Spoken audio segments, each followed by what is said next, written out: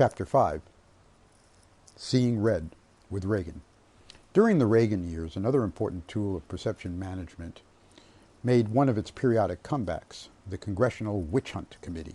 In this case, it appeared as a resurrection of the old House Un-American Activities Committee, a major transmission belt for fake news during the McCarthy era. Called the Senate Subcommittee on Security and Terrorism, this incarnation operated as a launch pad for smears and conspiracy theories throughout those Reagan years. Its chairman was Jeremiah Denton, who had long ago announced his mission from God to save the U.S.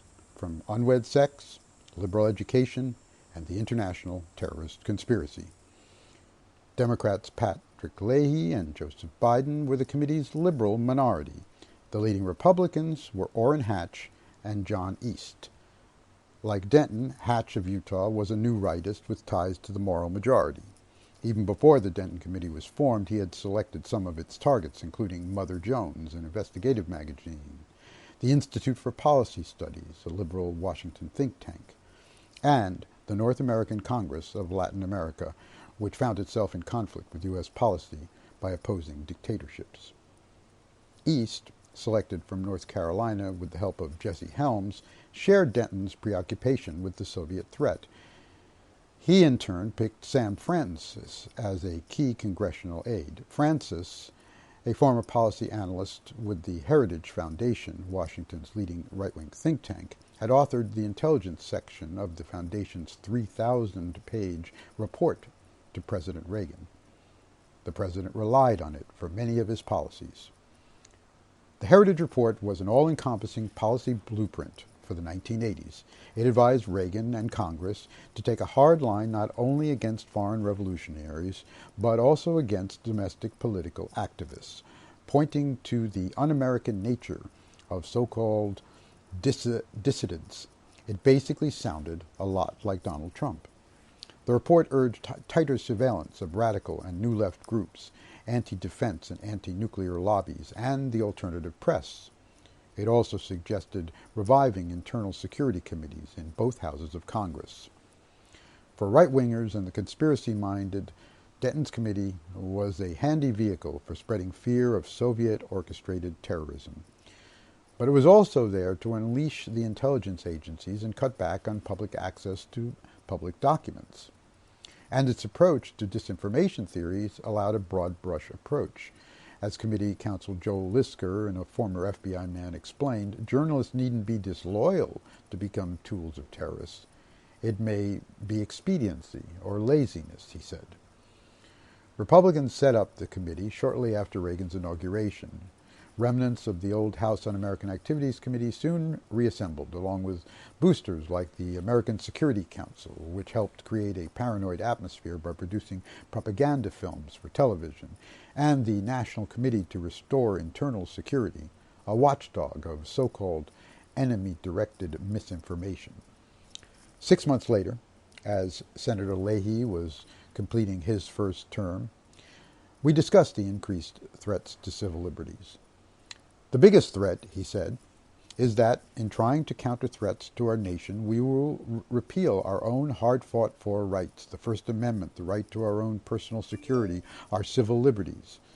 If in trying to combat threats to personal security, we really haven't gained an awful lot, if we subjugate our own people to protect ourselves, the Soviets have won.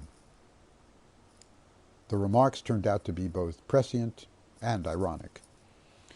One memorable witness Leahy grilled was Claire Sterling, a journalist who had turned her research on terrorism into a book with Holt, Reinhardt, and Winston, and Reader's Digest.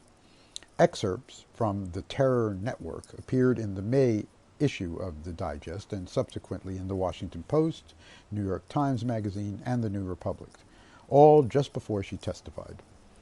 Selling threats could be lucrative for writers, politicians, and former officials who are able to capitalize on the public's fascination and fears about massacres, bombs, hijackings, assassinations, and hostage-taking. In her committee appearance, Sterling charged that the CIA was naive about terrorism and served communism by deliberately covering up the extent of the network. Since 1968, she claimed, the Soviets had provided most terrorist groups with a do-it-yourself kit for terrorist warfare designed to destabilize the West. U.S. intelligence agencies were compromised, she claims. The fix is in. After she finally finished, Leahy asked the only critical question. Since Sterling had claimed that the fix is in with Western intelligence agencies, Leahy asked, have the CIA and FBI been bought? Well, I don't know about the FBI, she hedged, because I really was talking about the situation in Western European countries. Leahy interrupted her. Who's been fixed? And how? Have all these intelligence services been paid off, or is it political timidity? Sterling kept backpedaling, admitting that she had no evidence of payoffs. What is the fix, then? Leahy demanded. The fix is political, she said. It is a political attitude. It is an unwillingness to face certain political realities which are unpleasant. Her performance definitely fit the description. Another witness, Arnaud de Boschgrave, went even further, using his shot at the limelight to create some fresh fake news. With Robert Moss, he had just written a thriller called The Spike, a thinly disguised smear of the left. In 1973, Moss had created the first call for a coup in Chile, in the form of a cover story for a CIA-funded Chilean magazine, SIPA. Denton was already convinced that the Soviets kept Americans unconscious of the threat in their midst, but de Boschgrave provided a new vital ingredient, the names of U.S. groups that he claimed were in cahoots with the enemy. There is a direct link-up, he announced, between the World Peace Council, a well-known Soviet front organization, and anti-nuclear lobbies both in the U.S. and in Western Europe. Continuing to name names, de Boschgrave noted irrelevantly that the World Peace Council's U.S. branch, known as the U.S. Peace Council, and the USCP are affiliated with the Mobilization for Survival, which is a leading umbrella organization for anti-nuclear groups. And not only that, the UN infrastructure, he said, is, quote, under increasing KGB control. It was a fake news buffet. Predictably, the Mobilization for Survival denied the charge as total fabrication and challenged de Boschgrave to present any proof.